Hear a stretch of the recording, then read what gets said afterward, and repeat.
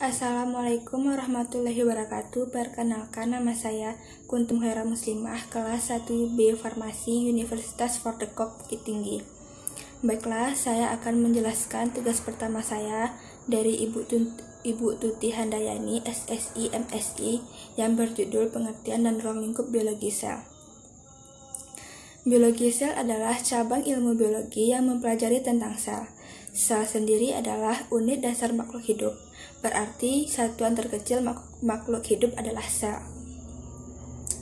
Biologi sel mengkaji sel makhluk hidup dalam sel prokariotik, eukariotik berdasarkan ada atau tidaknya inti sel. Sel bakteri atau uniseluler itu prokariotik. Sel tumbuhan multiseluler itu eukariotik, dan sel hewan multiseluler eukariotik. Perkembangan teori tentang sel. Yang pertama dikembangkan oleh Robert Hooke dari Inggris tahun 1665, meneliti sayatan gabus di bawah mikroskop. Hasilnya ditemukan rongga-rongga yang disebut sel atau selula. Yang kedua, Einstein tahun 1880 menyatakan bahwa sel tidak hanya berarti cytos atau tempat yang berongga, tetapi juga berarti sela atau kantong yang berisi. Yang ketiga, Robert Brown dari Skotlandia tahun 1831 menemukan benda kecil yang melayang-layang pada protoplasma, yaitu inti atau nukleus.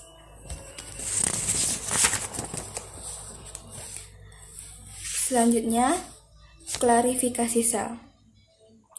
Berdasarkan atau tidaknya selaput inti atau nuclear envelope.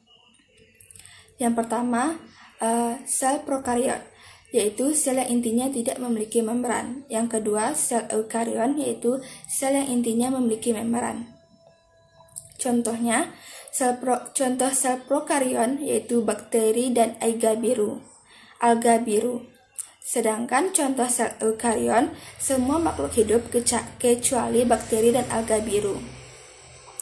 Yang kedua, berdasarkan keadaan kromosom dan fungsinya. Yang pertama, sel somatis.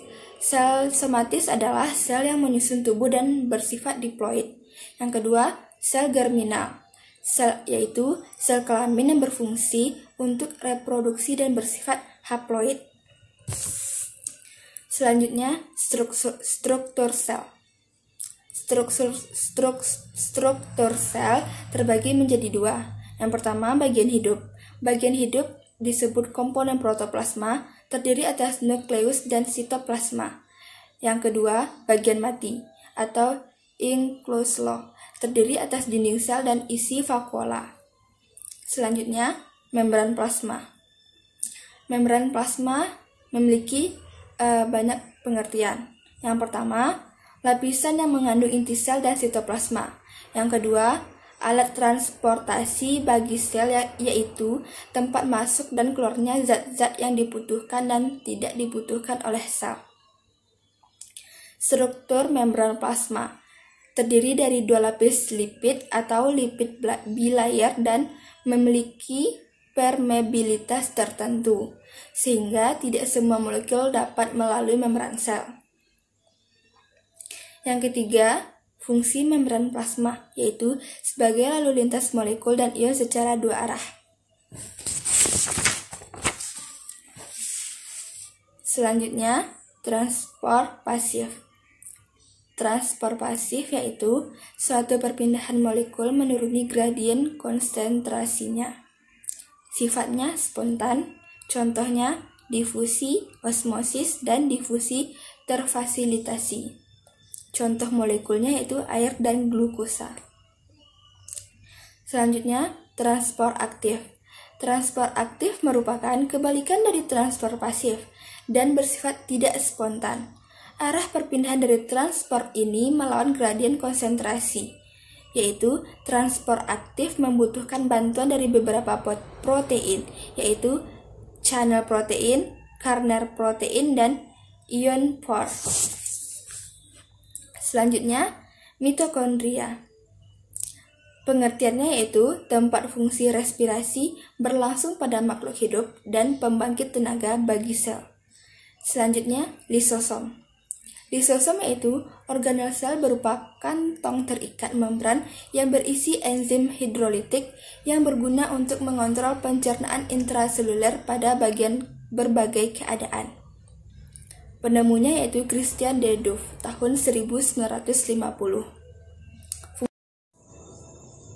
Fungsi utamanya yaitu endositosis, proses autofagi, dan fagositosis. Selanjutnya, badan Golgi. Pengertiannya yaitu organel yang dikaitkan dengan fungsi ekskresi sel. Nama lainnya yaitu aparatus Golgi, kompleks Golgi, dan diktisom. Next, retikulum endoplasma. Pengertiannya yaitu organel yang dapat ditemukan di seluruh sel hewan eukariotik. Retikulum endoplasma memiliki struktur yang berupa kantong yang berlapis-lapis.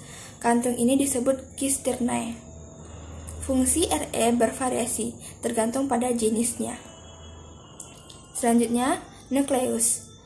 Inti sel atau nukleus sel adalah organel yang ditemukan pada sel eukariotik.